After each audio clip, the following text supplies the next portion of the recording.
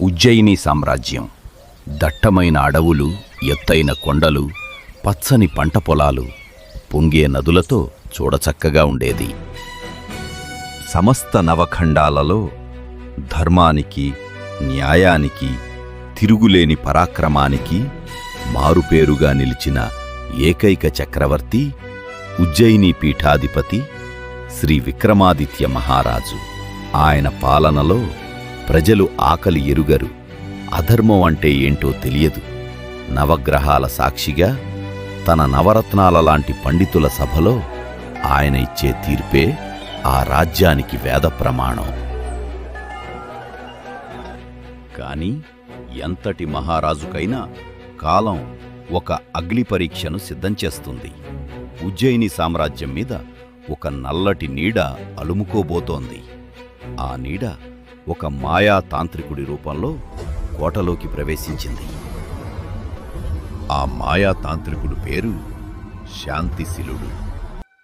జులపాలు, నల్లటి వస్త్రాలు, చేతిలో రుద్రాక్షమాల ధరించిన శాంతిశీలుడు రాజసభలోకి ప్రవేశించాడు. ఆయన ముఖంలో ఒక విచిత్రమైన, క్రూరమైన నవ్వు దాగి ఉంటుంది. మహారాజుకు నమస్కరించి తన చేతిలో ఉన్న ఒక సాధారణ బిల్వఫలాన్ని కానుకగా అర్పిస్తాడు. మహారాజు ఆ కానుకను స్వీకరించి ఆ పండును శాంతిశీలుడు నుంచి తీసుకోమని తన ప్రధాన సేవకుడికి సైగ చేస్తాడు. ప్రధాన సేవకుడు ఆ పండును తాంత్రికుడు నుంచి తీసుకుంటాడు.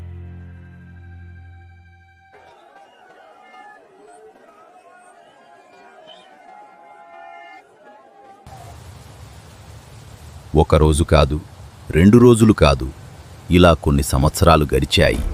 ఆ శాంతిశీలుడు ప్రతిరోజూ విక్రమార్కుడి సభకు వస్తూనే ఉంటాడు.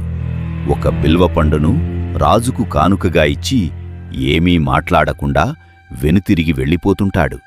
విక్రమార్కుడికి శాంతిశీలుడి వింత ప్రవర్తనపై అనుమానం కలిగినప్పటికీ దాన్ని ఒక భక్తుడి కానుకగా భావించి తన ఖజానాలోని పండ్లబుట్టలో వేయమని సేవకులకు పురమాయిస్తాడు.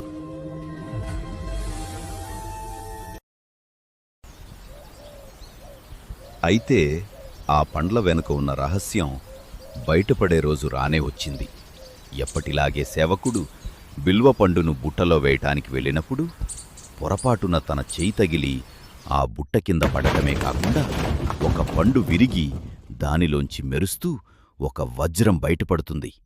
అది చూసి సేవకుడు స్తంభించిపోతాడు. వెంటనే ఆ వజ్రాన్ని మహారాజు దగ్గరికి తీసుకువెళ్తాడు. ఆ దృశ్యం చూసి విక్రమార్కుడు ఒక క్షణం ఆశ్చర్యానికి లోనైనప్పటికీ ఆ తాంత్రికుడి రహస్యం ఏమిటో తెలుసుకోవాలనుకున్నాడు. వెంటనే పాత పండ్లన్నింటినీ తెప్పించి పగలగొట్టగా ప్రతి పండు లోపల కోట్లాది రూపాయల విలువ చేసే నవరత్నాలు, వజ్రాలు బయటపడతాయి. ఒక సామాన్య సన్యాసి తనకింతటి అపార సంపదను ఎందుకిస్తున్నాడు? దీని వెనుక ఉన్న స్వార్థం ఏమిటి? మరుసటి రోజు శాంతిశీలుడు సభకు రాగానే రాజు అతడిని నిలదీయాలనుకున్నాడు. శాంతిశీల, ఏమిటి కపట నాటకం? ఒక సన్యాసికి ఇంతటి అమూల్యమైన రత్నాలు ఎక్కడివి? నా సామ్రాజ్యాన్ని కొనగలిగే సంపదను నాకే కానుకగా ఇవ్వటం వెనుక నీ అసలు ఉద్దేశమేమిటో ఇక్కడే నాకు జవాబు ఇవ్వు. మహారాజా, మీ పరాక్రమం గురించి తెలియని వారు లేరు. నేను ఒక అఖండ తాంత్రిక యజ్ఞాన్ని తలపెట్టాను. ఆ యజ్ఞం పూర్తయితే నాకు కొన్ని అమోఘమైన శక్తులు వస్తాయి. కాని ఆ పూజ సిద్ధించాలంటే నాకు ఒక అసాధారణమైన వస్తువు కావాలి.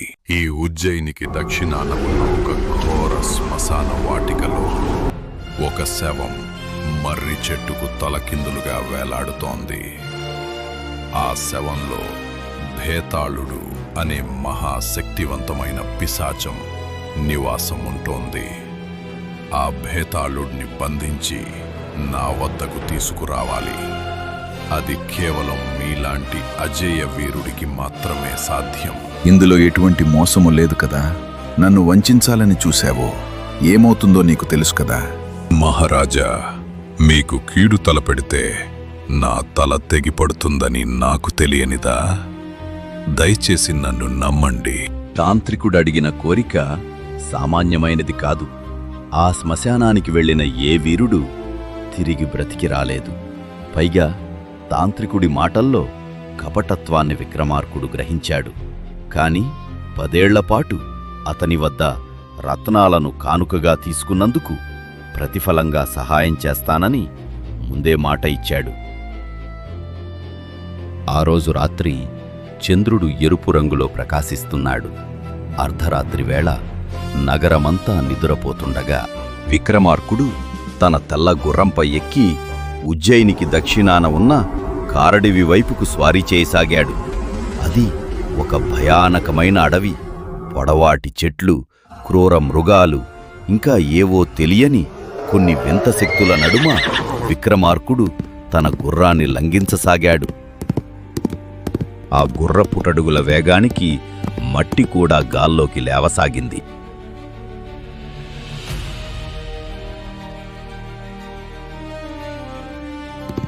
కొన్ని గంటలు ప్రయాణించాక విక్రముడు ఆ కపాల శ్మశానాన్ని చేరుకున్నాడు. గుర్రాన్ని శ్మశానం వెలుపలే ఉంచి బంగారంలా వెలిగిపోతున్న తన దివ్య ఖడ్గాన్ని తీసుకొని ఎంతో వీరోచితంగా శ్మశానం లోపలికి వెళ్ళాడు. లోపలికి వెళ్ళాక అక్కడ ఒక పెద్ద మర్రి చెట్టుకు వేలాడుతున్న బేతాళుడిని పరీక్షగా చూడసాగాడు. ఆ దృశ్యం భయానకంగా ఉన్నప్పటికీ విక్రమార్కుడు ఏమాత్రం జంకలేదు. కాసేపు ఆలోచించిన తరువాత విక్రముడు ఆ మర్రి చెట్టు ఎక్కసాగాడు.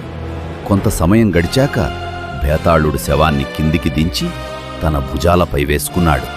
అలా బేతాళుడిని తన భుజాలపై వేసుకుని నడుస్తుండగా నిద్రపోతున్న బేతాళుడు మేలుకుని కోపంతో రగిలిపోతాడు. అయినా విక్రముడు బెదరలేదు. ఎవడురా నువ్వు? నన్ను తాకే ధైర్యం చేసిన ఈ నరమానవుడు ఎవడు? ఓహో, ఉజ్జయిని రాజు విక్రమార్కుడివా? సరే రాజా, నువ్వు పడుతున్న ఈ కష్టాన్ని చూస్తుంటే నాకు ముచ్చటేస్తోంది. నీ ప్రయాణంలో అలసట తెలియకుండా ఉండటానికి నేను నీకు కథ చెప్తాను. కానీ నాదొక నిబంధన. నేను కథ చెప్పడం పూర్తి కాగానే నా ప్రశ్నకి నువ్వు తెలిసి కూడా సమాధానం చెప్పకపోతే నీ తల 1000 ముక్కలవుతుంది.